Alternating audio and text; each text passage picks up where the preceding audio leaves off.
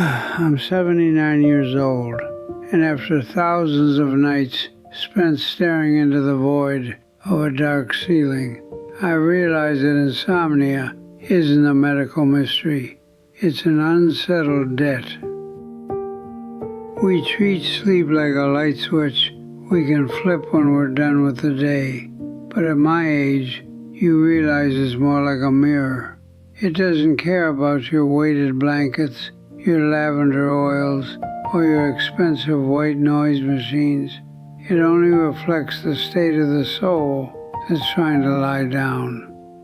Most people today are exhausted, yet they can't rest, and that's because they are trying to bring a noisy, unfinished, and fragmented life into a quiet bed. You can't expect the night to give you peace if you spent the last 14 hours at war with yourself, chasing endless distractions and running away from the very silence you now claim to want. The first hard truth I've gathered in my nearly 80 years is that your brain won't let you sleep because it's trying to finish the emotional and cognitive work you were too distracted to do during the day. We live in a world that is terrified of being alone with a single thought. From the moment you wake up, you drown your mind in noise. Podcasts, news, music, social media, work emails. You never give your mind a single second to process anything in real time. You are constantly inputting, but never digesting. Then, the moment your head finally hits the pillow and the room goes silent, your brain finally sees its opening. It's like a dam breaking. It starts replaying every awkward conversation from 3 years ago, every doubt about your future, and every worry you ignored over lunch.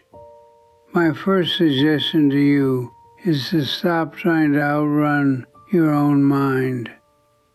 You need to leak your anxiety throughout the day rather than letting it accumulate until midnight. I make it a point every afternoon to spend 30 minutes sitting in a hard wooden chair with absolutely no stimulation, no phone, no book, no background radio. I just sit there and let the uncomfortable thoughts come out while the sun is still up and I have the strength to face them. I look at my regrets, I look at my fears, and I acknowledge them. If you give your mind the floor at 2 p.m., it won't feel the need to scream for your attention at 2 a.m. The second thing you have to understand is that sleep is a privilege reserved for the forgiven, and that includes forgiving yourself. I see so many people lying awake because they are carrying the weight of 100 tiny grudges and self-reproaches.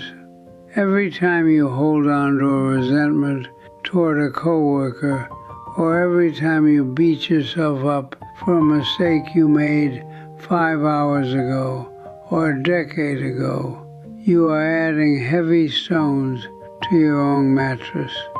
You think your anger or your guilt makes you powerful or keeps you vigilant, but in the dark, it just makes you a prisoner.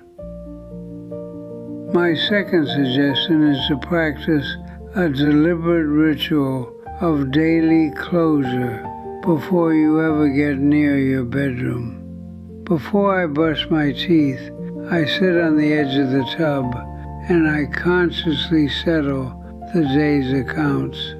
I say to myself, sometimes out loud, the day is over. The work I didn't finish will have to wait for a version of me that is rested. The person who was unkind to me is released from my judgment for tonight. The version of me that failed or felt inadequate today is forgiven. You have to learn to shut the door on the past before you try to open the door to sleep. You cannot find rest if you are still trying to win yesterday's battles or litigate old arguments in the courtroom of your mind. Finally, you have to realize that we are a generation of people who are mentally shattered but physically untouched.